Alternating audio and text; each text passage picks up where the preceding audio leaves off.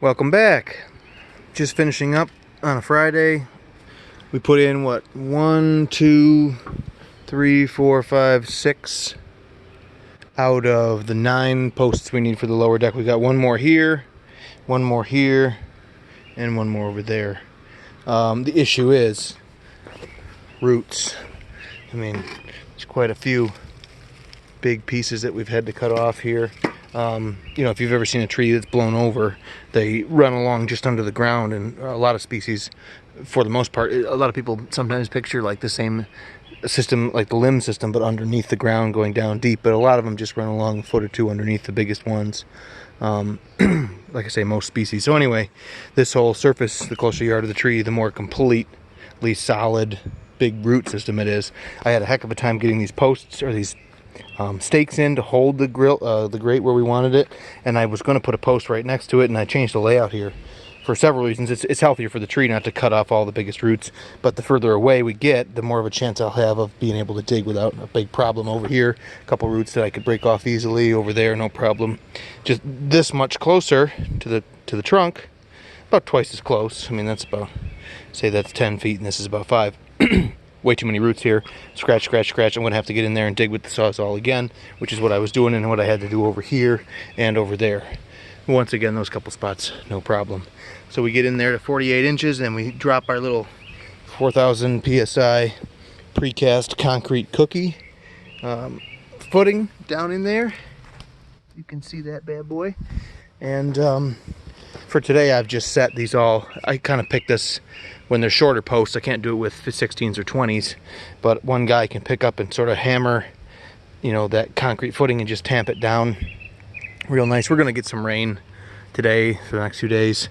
It will settle all that dirt around the footing and settle the footing itself, and with the post sitting on top of it, we won't lose track of where it is. But these all need to be, you know, these couple here need to be aligned to those posts.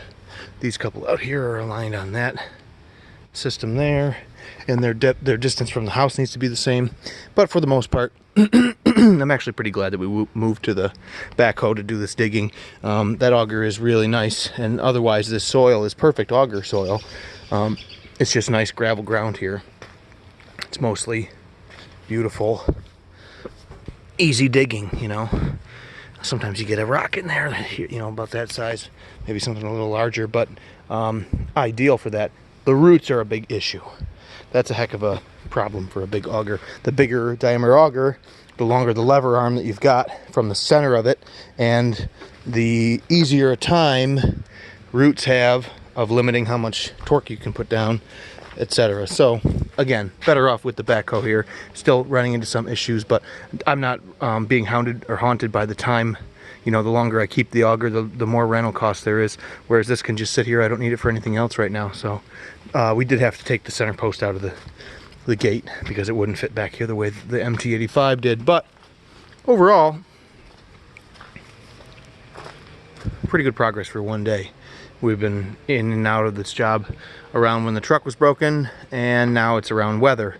But we're making it happen either way. You know, when we can get here, we get here. So next week, I'm thinking we'll get these posts buried and get them all where they belong and start tying them together with beams and rim joists and get a real sense of what the lower deck's going to look like. Still have to pick an elevation. I want to come down a little bit from where that's, you know, sitting there, but I'm actually going to literally use the edge of this to place this course.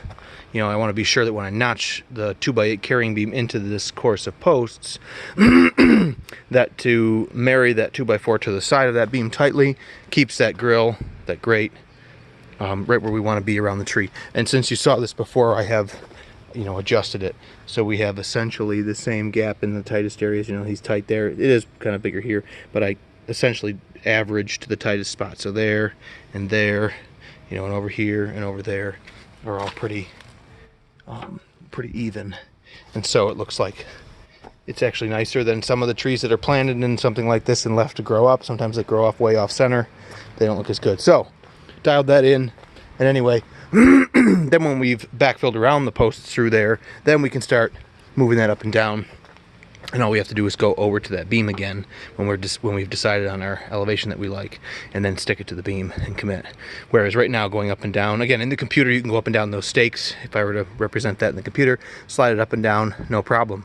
But when you're just one guy, that weighs quite a bit, and every little bit that you move down on one corner torques and twists the rest of it. Plus the stakes aren't plumb because I had to drill into the root system of the tree just to put them in the ground.